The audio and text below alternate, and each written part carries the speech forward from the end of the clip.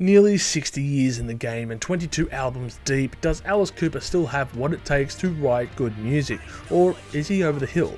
Stay tuned to this review and I will give you my answer.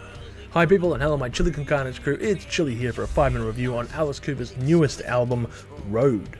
Despite anything in a modern setting, there is no denying that this godfather of shock rock is a rock icon to the community. Alice Cooper, born Vincent Damon Fournier, is 75 this year and shows no signs of slowing down with this release, and is even currently on tour with Rob Zombie to promote the record.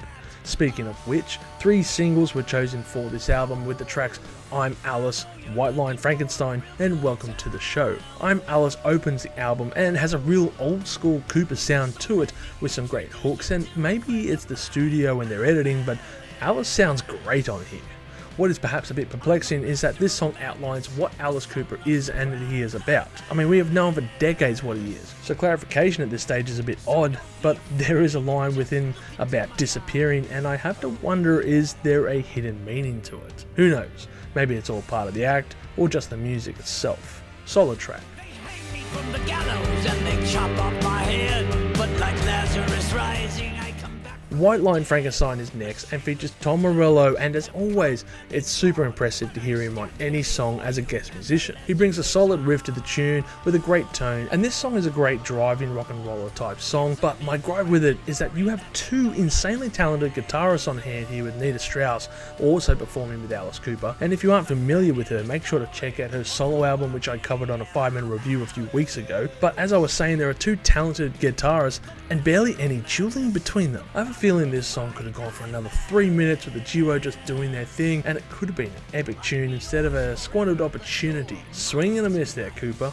The last single was Welcome to the Show, the second track off the album, and I think it's the best single out of the 3. What is surprising to me is the versatility of the band that Alice has on offer, with songs ranging from classic rock tunes on songs like All Over the World to a downright heavy Zakk Wylde-esque riffage on Dead Don't Dance. Now, I'm guessing since I'm not the biggest Alice Cooper fan, this is nothing new from the band, but considering what I remember of Alice Cooper during his 70s and 80s era hits, this is a drastic change, but in a good way. This record sees Alice toe between classic rock and newer sounding metal with great efficiency, but songs like Rules on the Road really remind me of 70s era ZZ Top with its tongue-in-cheek lyrics about touring life and the 27 Club, while Go Away fills that same kind of classic rock slot as well. It's songs like The Big Goodbye that sees the shift in style from guitarists that chug along with a more updated sound. Baby Please Don't Go is the ballad for the album, and for me it sounds pretty generic, but then again, writing ballads these days is going to feel generic as they're all been done. It's an okay song, but it's hard to write a bad ballad. The closing track, Magic Bus, is of course a song from The Who's Tommy album, and it's definitely not the worst cover of The Who I have heard to date.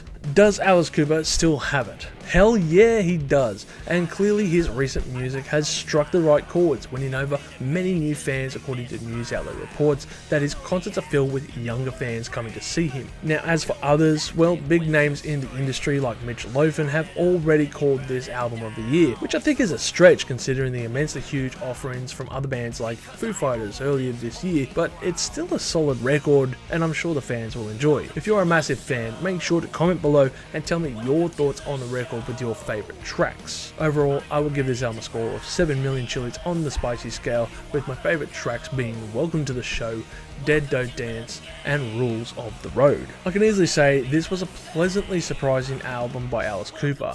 All things considered, I thought this would just definitely be a write-off of a record by an artist that is struggling to fit in with a new sound. I'm happy to say that my original thoughts are completely wrong on this matter, and that Alice Cooper still has what it takes for today's music scene. Thank you for checking out this episode of 5-minute reviews. Make sure to drop us a like, subscribe if you can, and of course, you have a great day and stay spicy.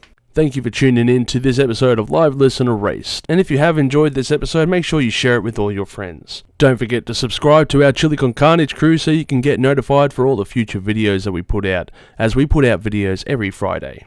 Also, we are on Discord, Facebook, Instagram, and Twitter over at Live Listen Erased, so make sure to tune in over there. And don't forget to like this video so that our manager can stay very happy.